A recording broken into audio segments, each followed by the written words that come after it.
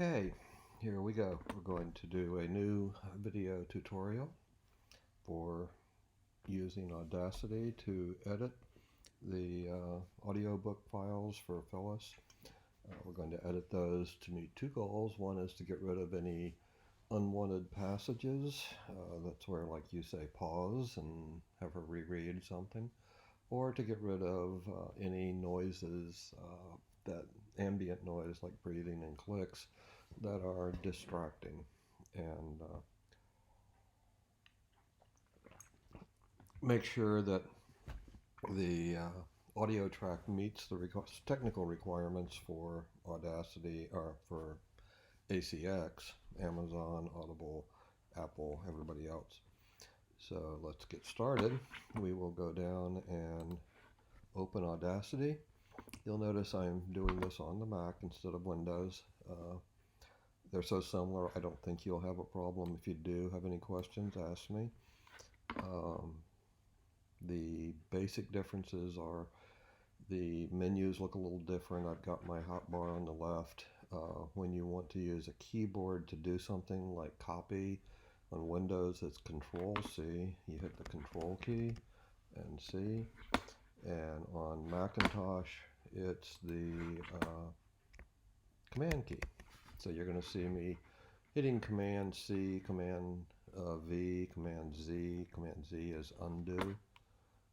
If we go to edit, you can see we have undo as Command Z, redo is Shift Command Z.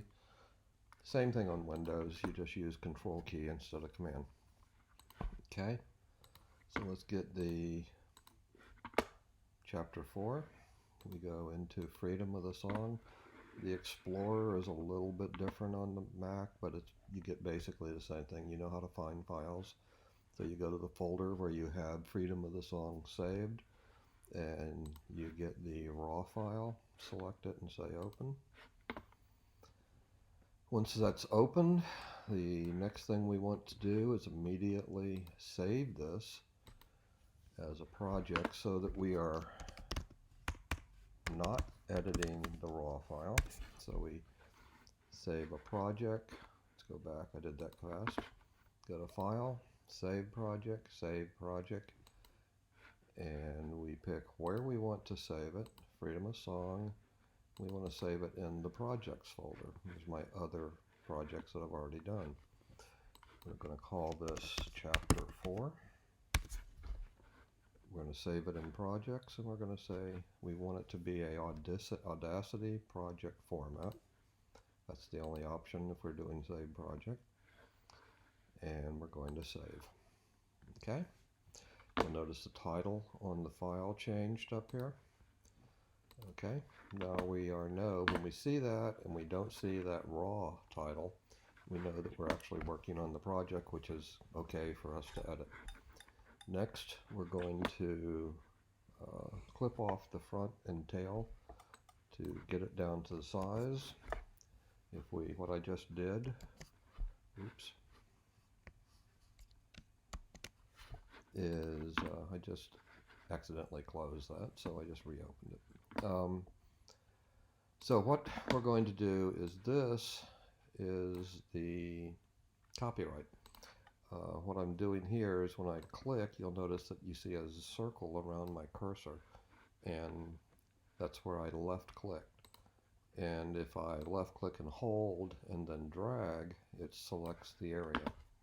Probably you're totally aware of how to do that, but just to be sure, what I'm doing is left click or left click and drag. If I do, say, left click and then decide that I do want a selection, if I move my cursor over if I move my hand over the cursor, move the mouse cursor over the Audacity cursor, confusing, it turns into a hand. If I click when it's turned into a hand, I can then pick up that line and drag it over, just like I would have done by just clicking and dragging all in one move. So once I have the copyright. Recording Chapter 4 on April 28th, 2020. Okay, so what I did there was I selected that passage, or that clip, and I hit the space bar. If you look down in the bottom corner here, Recording you see chapter the 4 space bar. If I on hit it again, it pauses. So when you have something selected, or even if you don't have it selected, say you just have the cursor there, hitting the space bar Recording chapter 4 will start it playing from where Audacity's cursor is. That's this vertical line that's put wherever you click.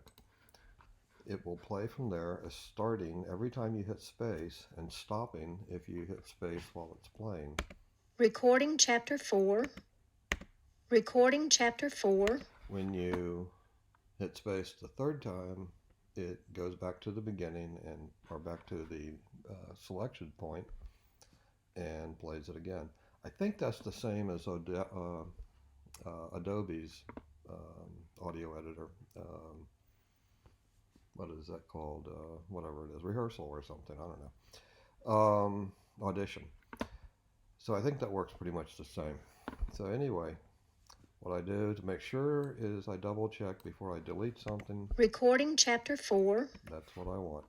So I would hit the backspace or delete key, and it deletes the selection from the timeline. This, on the other hand, is the start of the audio. Chapter 4 A professor, a blonde, and a brunette. So that's where we want it to start. Now, we're going to be using lead-ins now. About a 20-second audio clip of David's song at the moment, but you might want to change it later. Whatever it is, it's going to play for a little while before Phyllis starts reading. So in the David song clip that I use, that's about 7.5 seconds. Let's put it at, say, 10 seconds. We're going to keep about 10 seconds of blank space up front so that we can put in here the lead-in clip that we want to hear before she starts reading. Normally this would just be this 1 second before, if you remember. The requirement from from Findaway and ACX is that there be 1 second of silence at the beginning. So we're going to make it about 10. Then we're going to go to the other end, go to the end of it. I hit the go to the end button, skip to the end. And this is the silence that you left me to work with. I need to have 5 seconds out there. So here we are at about 45, 6, 7, 8. We're at about 48. And 5 seconds plus 48 is 53.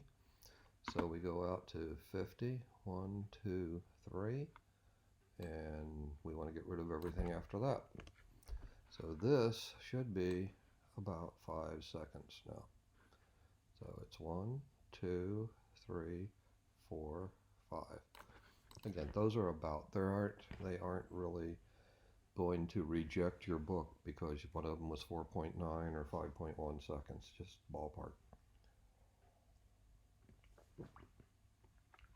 So that they can do adjustments and editing and things. Okay? So now we have the ends trimmed. It's about the right size. I'm going to do a Command A, or Control A in your case, Control C, and we're back to looking at the entire file. At this point, I usually do a save quickly. And you can do Command Control S and do the save, or you can go to the file menu, either way. So, next thing we have is we see some of these spikes, like here, here, here. These spikes represent noises, like my clock chiming in the background. Hold on. Dum-de-dum-dum. Done. Of course it chimed 12. Now you can guess what time it is. So, these spikes are things like mouth noises, teeth clicks, tongue clicks, just noise. The denser part of the waveform down here, going up and down, is Phyllis's voice. This is up on the top, is just clicky noise. What we get done, we want most of the sound to be Phyllis's voice, but we don't want to completely eliminate the noise. When you have absolutely no noise, it sounds very artificial. It doesn't sound right. It sounds like a computer generated it or something. So you'll notice at this point, these spikes are a lot higher than Phyllis's voice. We want Phyllis's voice to be most of what there is. So what we want to do, if you think about it, I hate it when people say think about it. I don't know how you would not think about it. But anyway, what we want to do to this is we want to compress. Imagine putting your hand on the top and bottom of this waveform and mashing it. But when you mash it, you only want to mash the spikes. You want to reduce the spikes down to roughly the level of Phyllis's voice, a little bit more than that. But you want to do as little to Phyllis's voice as you can. You want Phyllis's voice to remain the way it was recorded. So we have a tool which does that. And that tool, if you go into your effects, is called compressor. And we're going to use the compressor to compress those peaks, those spikes, down closer to the level of Phyllis's voice. Now, before we go in further, I'm going to take a small segue here. You'll notice that my effect list is really short compared to yours. You probably have a lot that goes right on off the bottom of the screen, which makes it slower to find things. I got rid of all the things that I don't normally use. You can add them back in later if you want to, but for right now, this is kind of the low end set. There's a few here I don't need, but mostly these are things that I use. And the way you do this is you go to this Add Remove Plugins and go in here. You can sort it on name or you can sort it on state. And what you're going to find is there's a bunch of plugins that are enabled. And the enabled plugins are the ones that show up in the list in here. If they're disabled, let's take one here. Let's cancel this. Cancel this. If we go here, we can see change, tempo, speed. We don't need to change speed. So let's get rid of change speed. So we come in here and we look for, I just sorted. If you click on the name, it sorts it, excuse me. Click it again, it sorts it by name also, but the other way. It's from bigger end to beginning. So change speed. There's a plugin and it's enabled. We see it up here. And we don't want it because it's just getting in the way. So let's just take this and say disable. And we hit OK.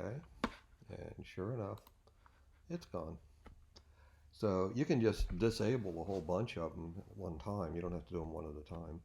And get rid of all the stuff that you just don't know what they are, you're never going to use it, and get down to something that's a little easier to use.